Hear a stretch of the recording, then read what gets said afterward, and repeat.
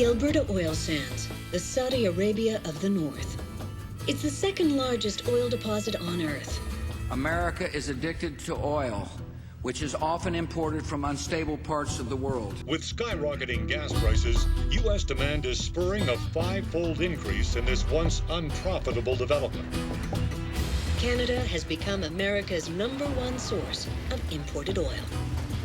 Billions of dollars are being invested to build the world's largest industrial project on a landmass nearly the size of Florida.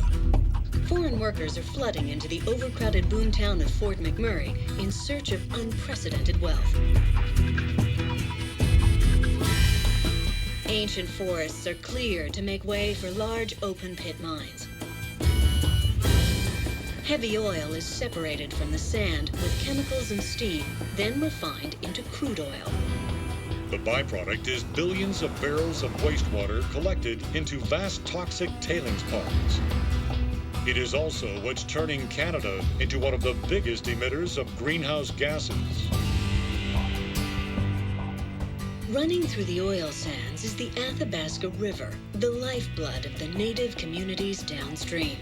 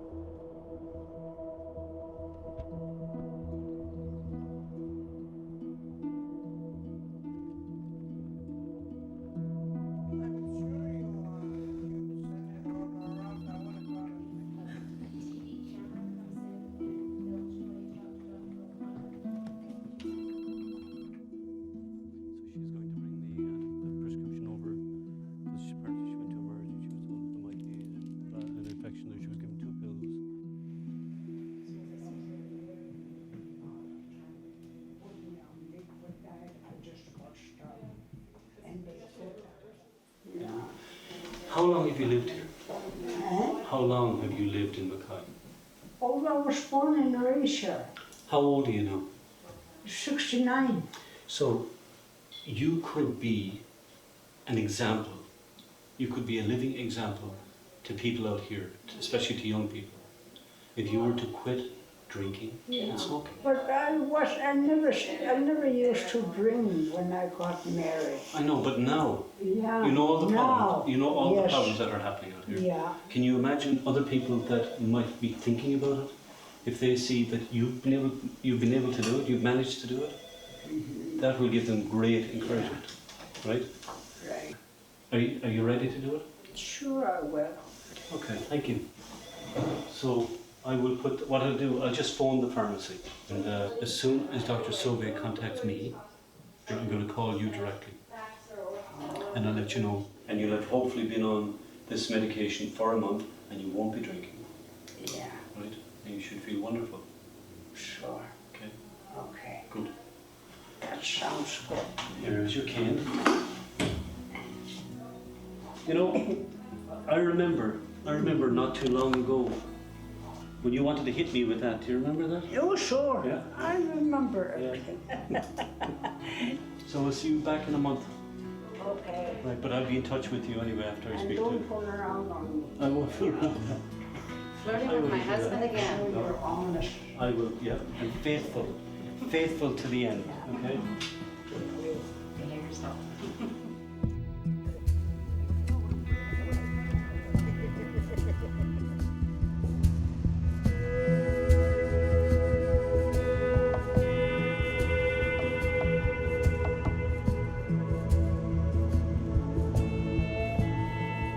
When I went into practice initially, I was quickly fascinated by native culture.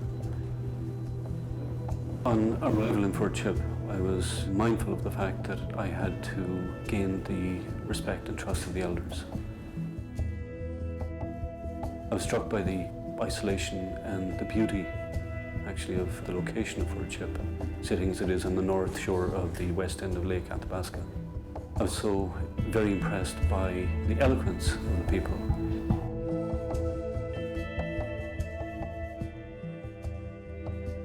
Fort Chipewyan is an isolated community. Our people have lived in the delta around Fort Chipewyan for probably about 12,000 years, if not more. And the land for the people is their life. The water is their life. And we rely on the water for hunting and fishing and transportation and for drinking. It's our subsistence.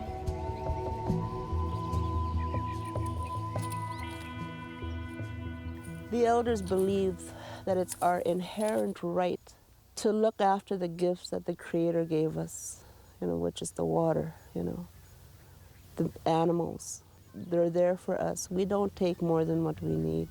And it's our inherent right to pass this on to our children and to the future generations. I was very fascinated by the descriptions that the elders gave to me of their overview of things over the past couple of decades as it happened in Fort Chip, especially their descriptions of the changes that they had seen in the environment, the falling population of some of the small animals that they trapped and hunted for.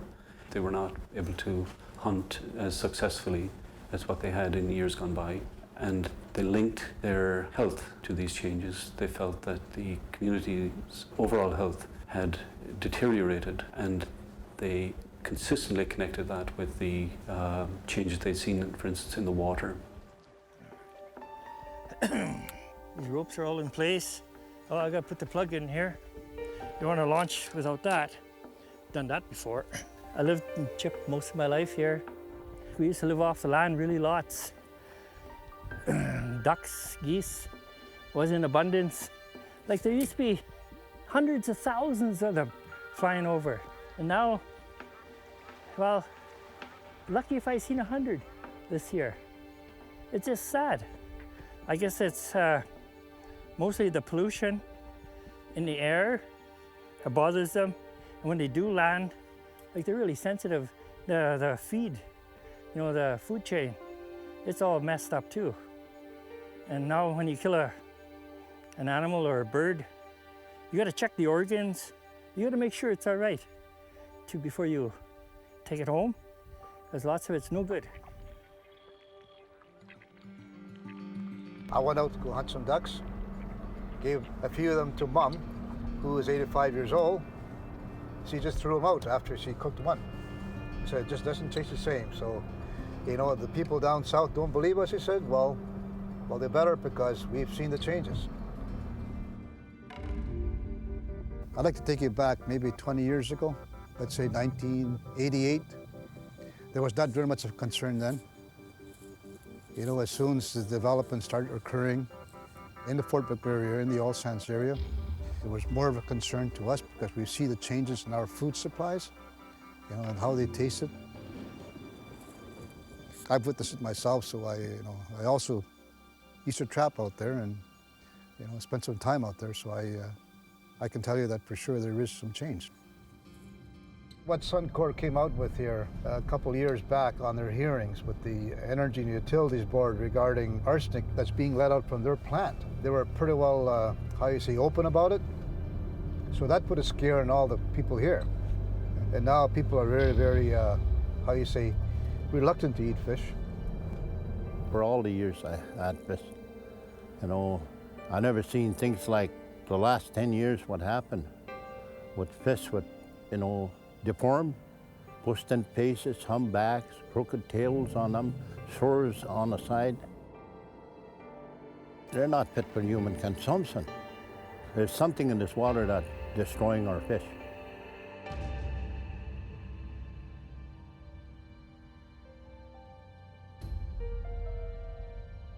I worked industry, Syncrude, 15 years, and that was good. I made some big dollars. And I started off driving trucks, then worked my way up, graders, dozers, onto the shovels, day shift, night shift, right to the top pretty well, I guess. A little supervising and stuff like that. Then my health started getting bad. So you don't regret it at all? Not really, except for my lungs now. They're bad. I really struggle. I can't, exert myself. Then I need to breathe hard. I have to stop, and it's a bummer, I can't do much.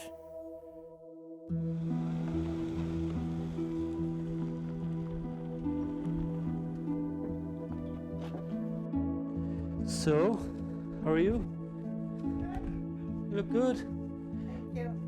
So everything is going well? As I became familiar with the patients I was seeing in Fort Chip, there was a number of people that had been previously diagnosed with, quite serious illnesses, like especially various types of cancers.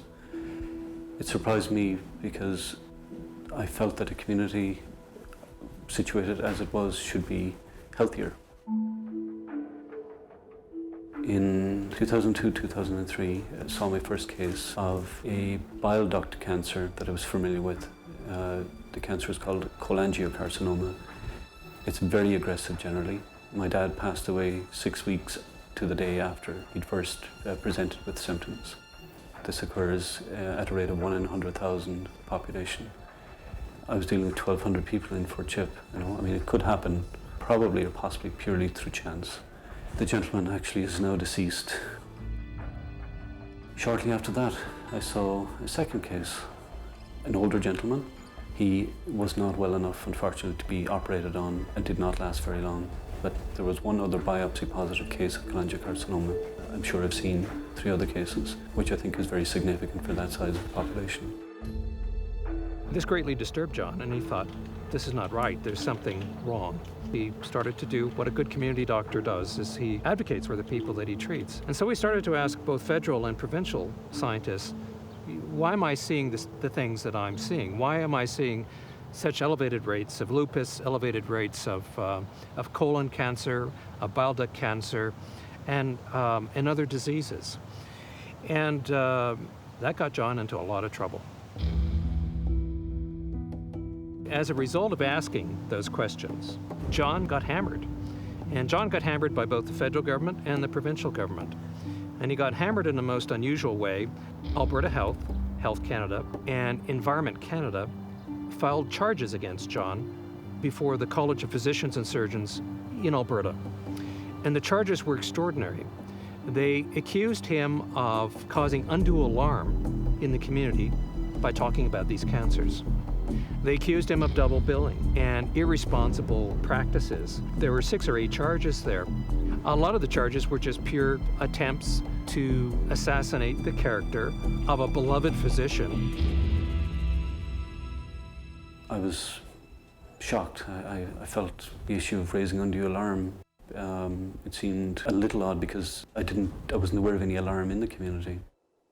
For the governments of Canada and the governments of Alberta to accuse him of causing undue alarm when both governments have failed to do proper health studies in the region, it's simply outrageous. As a journalist, I've never heard, ever, of a physician being accused of causing undue alarm in a community because he's asked questions about the level and rareness of diseases he's finding in the community. I think this is unprecedented. There was no clear and convincing proof that there was undue alarm in Fort Chip. There's absolutely no evidence that John raised. He was just a messenger. And when you get a college complaint, it's the license at stake. It's an all-out threat to one's livelihood. When you start to go up against oiled money, it gets dangerous very quickly. They were after him. They're trying to take his license away from him. They threatened him and all that, and it's shameful what they did. He's a doctor, and he's trying to save people. Dr. O'Connor thought that there might be a link between environmental contaminants and these diseases. And having made myself familiar with the levels of contaminants in the river and in wildlife and in the sediments, that position of Dr. O'Connor made sense to me. I think we need to be fair about this and take a look at the Athabasca River, how it developed. You can see bitumen running out of the banks of the Athabasca River on a hot summer day and running into the river. It's been going on for millennia, and it's not as if we're dumping oil in the river and no one else is doing anything. Mother Nature has done that for decades and eons. The regulatory arrangements around the water are very stringent. If you want to compare our water quality arrangements and regulations with any other jurisdiction, I would suggest that we would stack up very well. The industry does monitor, but governments also monitor on a regular basis the air quality and the water quality, both upstream and downstream of the plants. The tests that we've done and continually test and retest the river water, we actually don't find that there's a contribution of degradation in river water quality from industrial establishments. The government actually gathers very little of its own data now. They've devolved that over time such that most of the information that the government gets is actually from industry. About a decade ago, I did a preliminary study of this with Alberta Environment of 2 or 3 of the river systems that are now being mined. And we found preliminary evidence that there were pulses of acid going into the river. We proposed to do a more intensive study. Study still hasn't been done. Industry's answer to us was that it would cost too much. The truth of the matter is that most of the operations that are using water at the moment to produce bitumen, 90% plus of that water can be recycled, and in many cases is. What's dumped into the tailings pond is a witch's brew of water, clay, silt, and naphthenic acid. Tar sands are not standard oil. They are full of all sorts of very nasty things that we do not want in our world. We know that the tailings ponds are leaking. We know that there have been many large spills of bitumen or industrial wastewater into the river system. Tar Island Pond 1 is perhaps the best studied of the tailings ponds, and it's been documented that the pond leaks at a rate of about 5.7 million liters per day and has for many, many years. The pond was built really at a time when they didn't think far enough into the future about, is it wise to place an extremely toxic tailings pond immediately adjacent to a major river? I've spoken with environmental officers for the Alberta government who have been frustrated to tears because they have filed reports, have caught polluters year in, year out, and nothing ever happens. It gets to a certain point at the political level and they kill the investigation.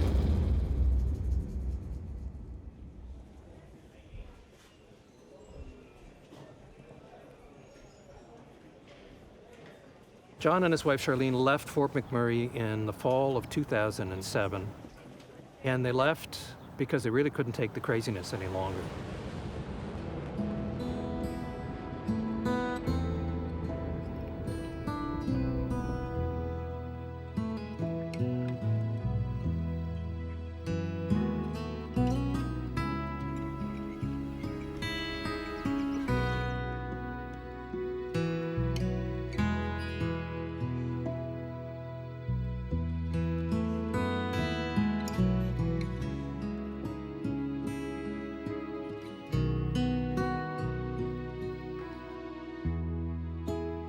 The very last day in Fort Chip, I was told on the morning that the community wanted to have a sort of going away community meal at the community hall. And so at lunchtime I walked out into the waiting room and it was full, as many as could fit into the waiting room of the nursing station.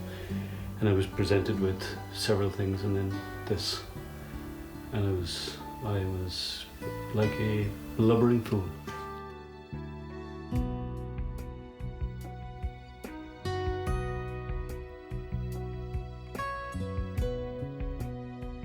This is the community wrapping itself around me. This is exactly what it is. Each individual that I look at and remember, you know, was that little experience, was that moment or that encounter, and this is everything stitched together. We want to make sure that we're looking after this community in Nova Scotia. At some point, we would certainly consider returning to Fort Chip on a regular basis.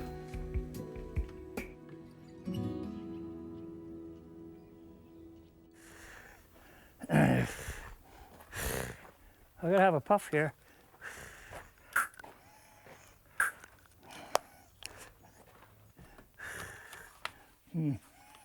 Where's this story? Oh, here we go. Here's a story about a good Dr. O'Connor, tar wars, about industry and the effects that's happened with the people in Chip and struggling and with their lifestyles and with the cancers and the diseases. And it's an 8-page read. It's a good read.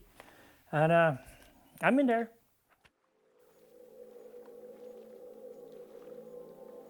From where we sit downstream from oil sands activities, Fort Chipewyan is probably the community that has the most at stake. We want to find some answers in terms of why is there such a disproportionate amount of cancers in a small community of 1,200 people. Every incident that was investigated by the Alberta government in collaboration with a company concluded that there was no impact to the Athabasca River. We didn't buy that. We don't buy any of the results or studies that they come and report to the community of Fort Chipewyan. The community contacted me and said, we would like you to do a study of the contaminants in our water, in our sediment, in our wildlife, and tell us the truth, because they felt for a very long time that they hadn't been told the truth. The study was in part new data we gathered from water and sediment. What I did was I gathered data from many different sources that really hadn't been analyzed before, crunched the numbers, and lo and behold, there were some worrisome patterns that started to jump out at me.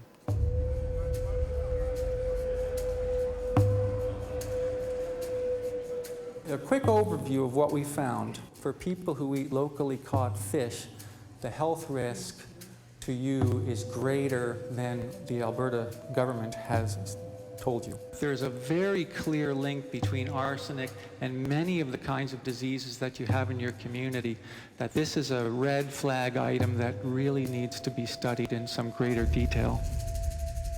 The mercury in the fishes is really quite high, and in many of the fish species it's well above what would be considered a safe level to eat. The people in the community who eat a lot of fish were virtually unaware of this, even though Health Canada and Alberta Health and Wellness has said, well, we told the community this is nothing new. That's really not the impression that the people of Fort Chipewyan gave me. They said, this is shocking. We've been losing the elders for a number of years now, right down to young people now. We just lost one beautiful young man here at the age of 28 this past summer with a rare cancer. That kid was so kind to everyone, you know, the elders and all. So that was a big loss to the community too, you know. And then everyone that dies here is a loss to the community.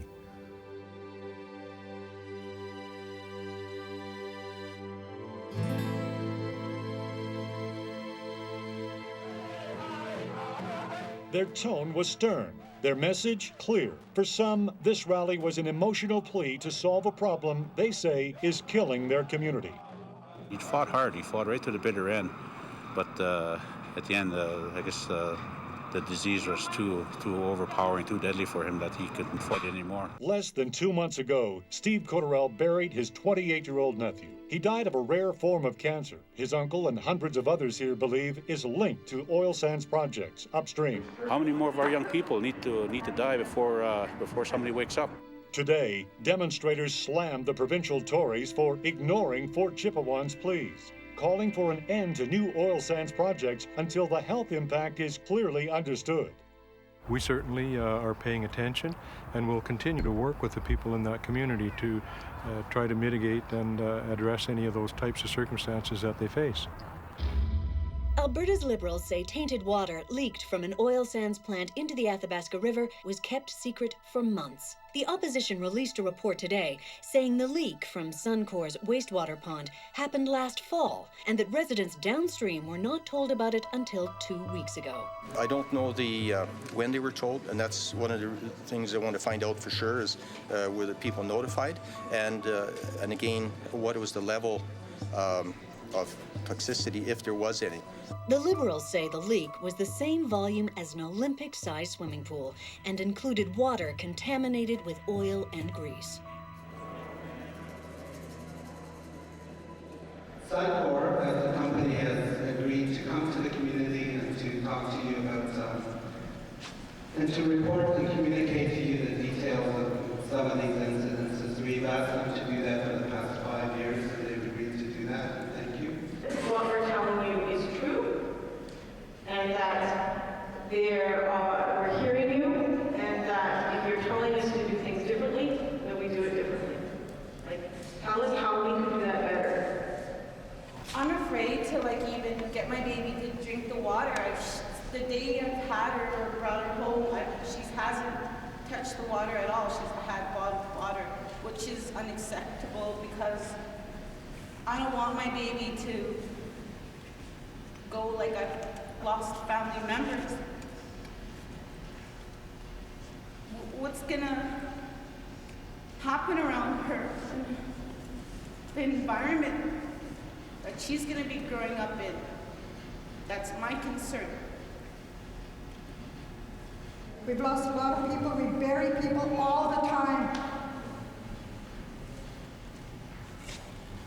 And the government still gives out their licenses. You should be ashamed of yourself. This is a very hard place to be.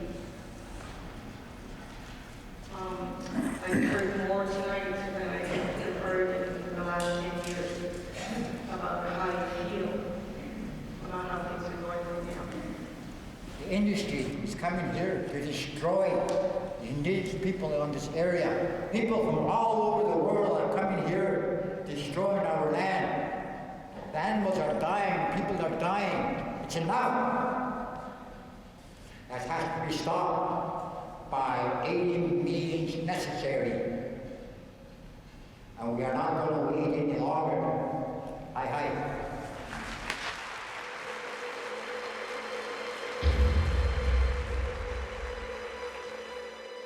We're a small little community, you know, we're the Davids. Now we're going to the Goliaths of government and industry. You know, it's, how do you even begin?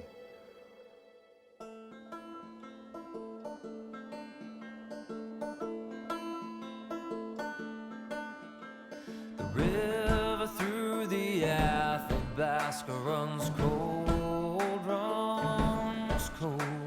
The river through the Athabasca runs cold, runs cold.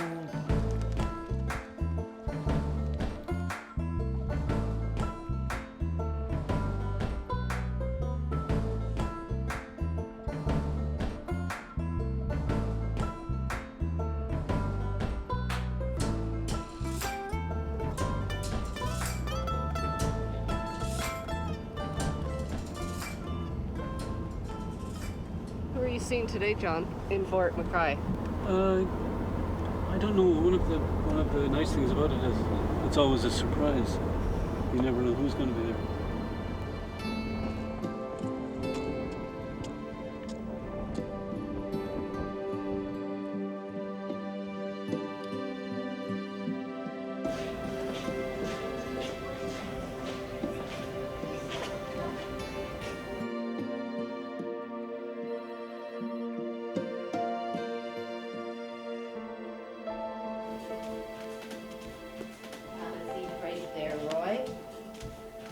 What's up, Doc?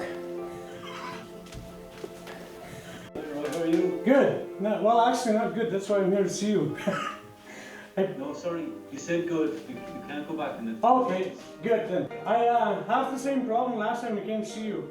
I'm coughing a lot. I'm sneezing. When I cough, it's a dry cough, and I just want to... I have a feeling this is not asthma. I think it's probably all in your sinuses, and that accounts for it going on for so long. So we'll use a nasal spray, And I'm going to see if I can get a strong decongestant for you. Something like what Dr. Nwak. John was able to provide great service through telehealth. He's able to support the community with regular weekly telehealth clinics, and then every 6 weeks coming back to maintain that in-person presence. John's provided that support by 24/7 phone availability is amazing. I mean, most people wouldn't think of offering that kind of service. He does it, and he does it patiently, even temperately. It's just amazing. We're gonna get some tests done on you. That's all, folks. From all our perspectives, what we should be doing is putting people first. Take a lesson from what's happening in Fort Chip and realizing that the price of this absolute unabated development that's going on, not just in the tar sands but all over the world, is perhaps getting to be too big a price to pay. I think most people think everything is probably okay, whereas the closer you get to Fort Chippewa and the closer you get to the Athabasca River, the more you learn about the system, the more concerned you are about the future.